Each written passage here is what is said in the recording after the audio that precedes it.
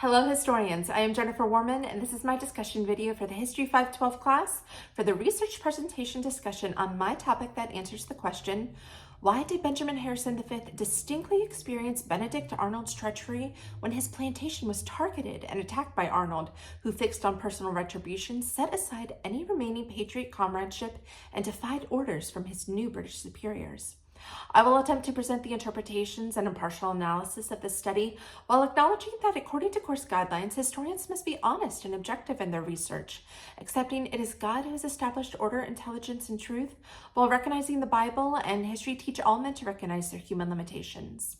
History tells us through various private, political, and military correspondence that the newly treasonous Benedict Arnold used his first stretch of British military power to deviate from his assigned course and target Benjamin Harrison's Berkeley Plantation on January 9th and 10th, 1781.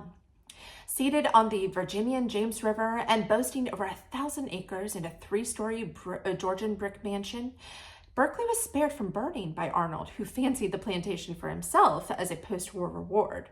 In a bizarre and brash stroke of rage upon learning that Harrison had fled to evade capture, Arnold stripped the house of all the family portraits and furniture, burning them in the front yard and afterward making sport of killing all the livestock. So why did Arnold target Harrison specifically? Was Harrison's governance on the Board of War, the Committee of Secret Correspondence, or in Congress the cause of Arnold's disdain? The year before, Arnold had demanded a court-martial, and Charles Harrison, Benjamin's brother, was one of the court-martial judges. Or could it have been that Benedict Arnold's anger intensified after he threatened Washington, Harrison's close friend and confidant, with revenge if the British spy and his co-conspirator Jean-André was punished? Washington ignored Arnold's threat and executed André the very next day. It was only weeks later that Arnold deserted and sought retribution on Harrison. Margaret Yale Smith, in her A Brief Review of the Discovery of the Continent of North America, says Arnold's, quote, checkered life is the sad recital of that ever-vain endeavor to avenge personal wrongs at the expense of personal honor, end quote. Scholarship is incredibly limited on why he sought vengeance, and therefore analysis of original sources has been key in this study. A Hessian soldier serving under Benedict Arnold and member of the attack on Berkeley reflected in his diary, quote, this expedition greatly resembled those of the freebooters who ravaged and laid waste to everything, end quote. Arnold's passion for Harrison's destruction also came after his infamous letter to the inhabitants of America, where he defended his treasonous actions, urged others to abandon the revolutionary cause, and affronted members of Congress and the colonial military he had once served alongside. A historiographical study of Arnold's address showcases the British outlook on Arnold that once held as indifferent and unimpressed despite his many loyalist edicts and aptitude for drama, evolved to one of utter contempt.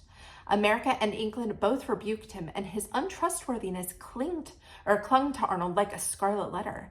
His publication, his pièce de résistance, echoes a final failed cry for endorsement, camaraderie, and respect.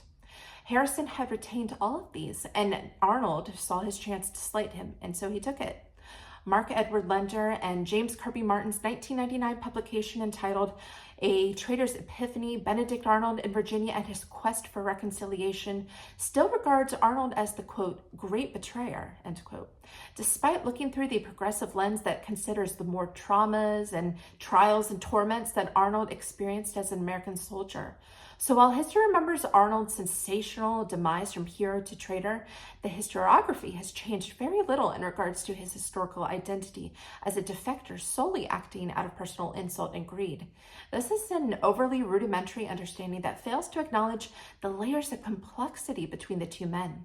Scholarship developing through evaluation of complex sources and nuanced series of encounters will offer a truer account of Arnold's reasoning, his outright vengeance and retribution toward Harrison, and this riveting account in American early history.